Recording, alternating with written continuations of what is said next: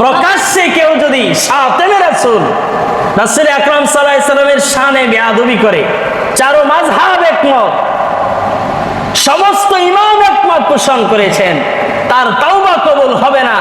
জাতির সামনে অবশ্যই তাকে সর্বোচ্চ শাস্তি, তাকে মুরতাদ হিসাবে ঘোষণা করে তার কল্লাকে দ্বিখণ্ডিত করে দিতে হবে। এটা হলো একমাত্র রাসূল আকরাম সাল্লাল্লাহু আলাইহি সাল্লামের শানে যদি কেউ বিরূপ মন্তব্য করে, অবমাননা করে, তার তাওবাকে কবুল করা হবে না।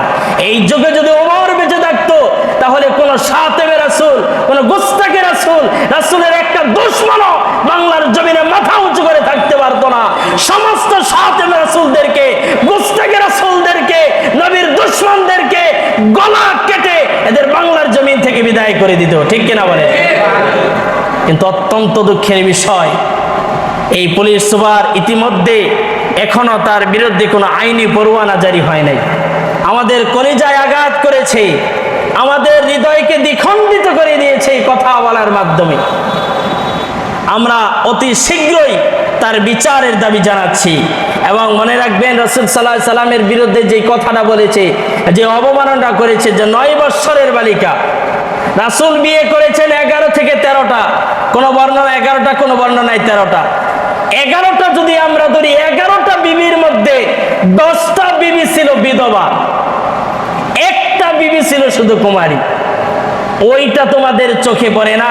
এই দেশের যুবক, কোন যুবক, আবিয়েস্তা কোন যুবক বিধবা কোন নারীকে বিয়ে করে নাকি বলেন তো? কিন্তু আমার রাসূল উজ্জ্বল দৃষ্টান্ত স্থাপন করেছেন, যে সমস্ত মেয়েরা বিধবা তাদের কোনো স্থান নাই, এই সমস্ত নারীদেরকে রাসূল বিয়ে করে নজির স্থাপন করেছেন।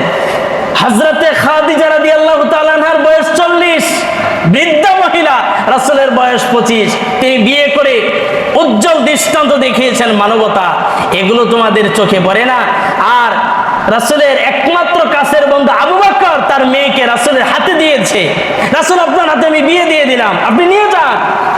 কোন বাবা যদি তার সন্তান মেয়েকে জন্ম দেওয়ার পরে কোন ছেলের কাছে বিয়ে দিয়ে দেয়, বিয়েটা সহি হয়ে যায়, সুবহানাল্লাহ বলবেন না? তাহলে আবু বকর তার মেয়েকে 6 বছর বয়সে বিয়ে দিয়েছেন রাসূলের কাছে, সেটা কি অন্যায় করেছেন? আর রাসূল 9 বছর বয়সে তাকে নিয়ে বাসর করেছেন, সেটা কি অন্যায় করেছেন? এটা